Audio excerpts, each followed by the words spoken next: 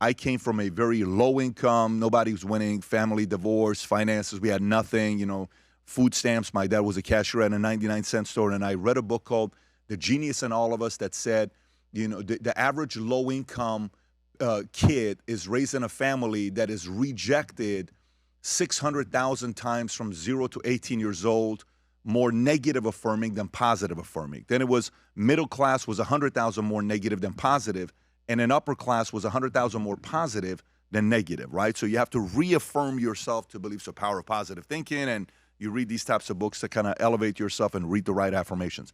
How does one go if you're raised in an environment that there's so much negativity around, that'll never happen to us, oh, we don't have a chance there, and you want to make it out of that environment? How does one do it? Yeah, so I mean, that obviously I'm not a psychologist, so I wouldn't say that I'm Be pretty positive. the right person to really answer this question.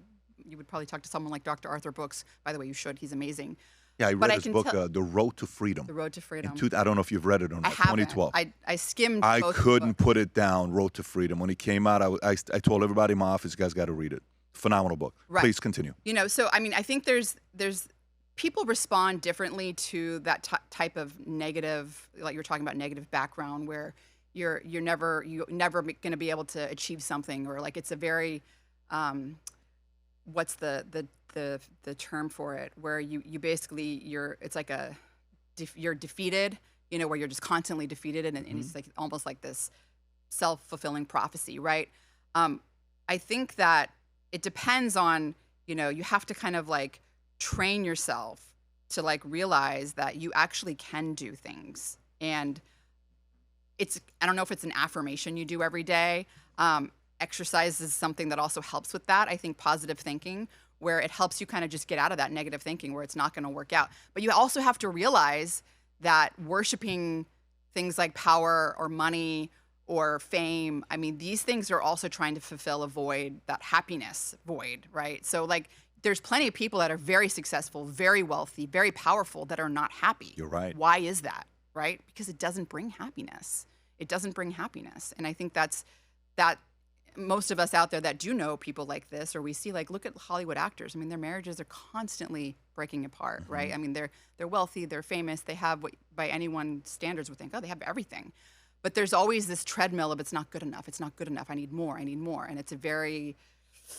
it's a slippery slope to get on that, that treadmill of, let's say you start to get some success, but then you're comparing yourself to everyone else, then you need more. And so you're not happy because you're not getting those things. And I think that's what comes back to, those macronutrients of happiness that Dr. Arthur Brooks talk about, where it's the enjoyment in the relationships. It's the sense of purpose. Like, what is it? What you have to have that sense of purpose. Are you a mother? Are you someone like me who I love helping and educating people to live healthier? I feel like that's a purpose, my sense of purpose. And you have to have satisfaction, right? Satisfaction of doing something, accomplishing it, whether it's a 10-minute workout in the morning, whether it's reading a book, finishing reading it, whatever it is, you have to have the satisfaction of doing that challenging thing. And all these things help you maintain happiness and have happiness. And I think I love it. Yeah, in 2008, when the market crash happened, the next year in 08, 09, I don't know what the study was, there was more books. They measured what word it was. There was more books, 2,000 plus copies, I believe, where the word happy or happiness was in it, because everybody wanted to find out how to be happy. So think about this run that we have, man, I just want to be happy. And then you realize, even happiness is temporary.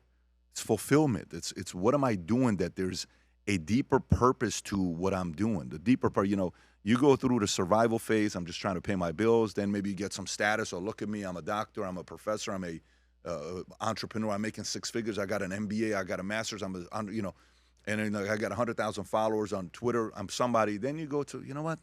I want to be free. Then you're free, you have some money in the bank. Then you're like, now what do I want to do? And then eventually it comes back to what you're talking about, the purpose. And you feel it when somebody is in pursuit of something bigger than just money.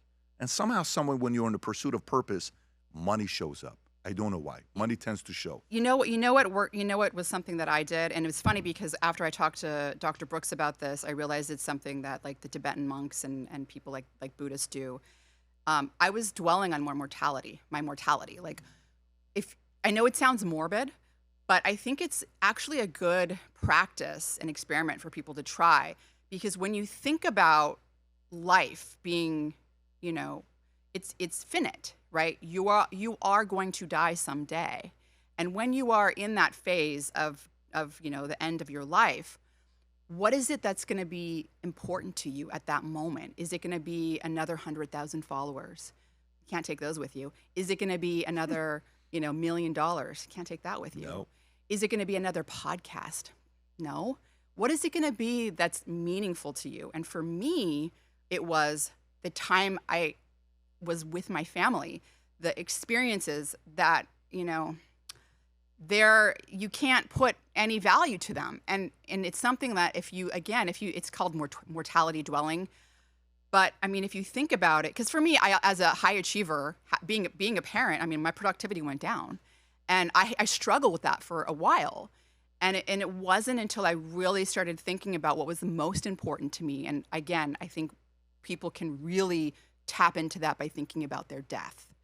And when you think about it, you'll find what's important to you. And it's not going to be the money. It's not going to be the fame. It's not going to be the followers. It's going to be the memories and the experiences and those treasure moments with your people that you love, your family, your kids, your friends, your parents. Yep.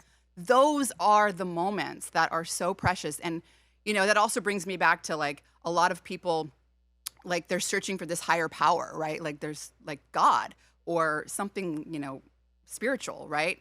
And, for me, I was raised Catholic.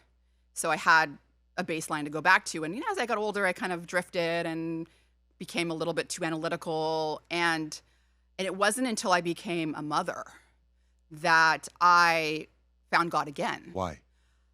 Because the love I experienced becoming a mother and the love I had for my son, not that I didn't love my husband as much, because I definitely love my husband too, but there's something about having a child that your overwhelming sense of love, and I would go on these long runs and think about it and think about my mortality and never seeing my son again after I die. And I think it just can't be possible. You can't experience the bonding and the closeness and the love that you do as a parent, and then it just go away. And for me, I found God again. And for other people, it might be something that's very traumatic. Sometimes you get to your lowest point, and that's how you basically can find God or whatever your spirituality is. But for me, it was becoming a mom and the love that I had for my son, and thinking that it can't just be gone. Like, it's too powerful. It's too powerful. So I'm all getting at, happiness. And I think part of that component is finding, finding your spirituality, whatever your religion is. Some people find that through meditation and eventually find God. But, I think it's all part of happiness, and people do sort of seek that out. Did that also get you closer to mom and dad? Everyone. It got me closer to everyone that I love. And it also helped me prioritize those relationships, because it's so easy for people that are high achievers to get caught up in the, productivity loop. I have to work. I have to do a podcast. I have to go give a presentation. I have to do this work and get that satisfaction of like achieving and accomplishing those things. And there's a little bit of ego there, and you have to separate that. And I realized that, no, I'm going to take time to do the family vacation. I'm going to take time to spend, a few hours with friends that I care about. I mean, you have to put in that work and that effort, but it is so rewarding. And this is the year, like as I was doing a podcast prep for Dr. Arthur Brooks, and I've come to some of this realization on my own, but reading some of his books, like skimming some of his books and his material, everything was like, it was like this moment where it was like, this is so true. And I really need to focus on it. You need to make the effort to really be, happiness doesn't just come to you. Mm-hmm. I think a lot of people are sort of, it's like they have this misconception that happiness is something that you just experience. It just happens to you. No, it's just like a good diet. You have to like give yourself the right components. You have to work at it. It's work. Have you read Outwitting the Devil? No, I need your book list. It sounds like there's Yeah, no.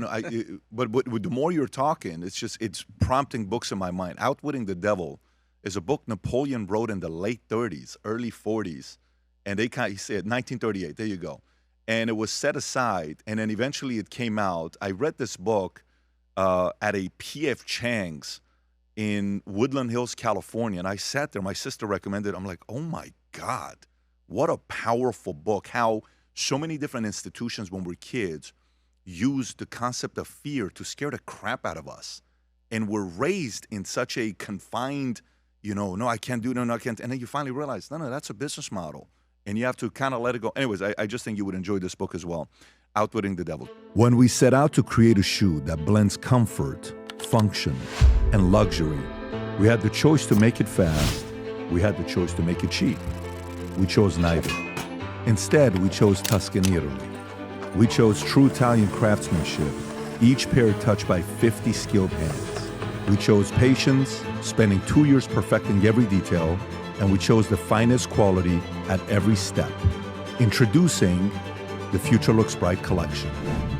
Not rushed, not disposable, not ordinary. Rather, intentional, luxurious, timeless.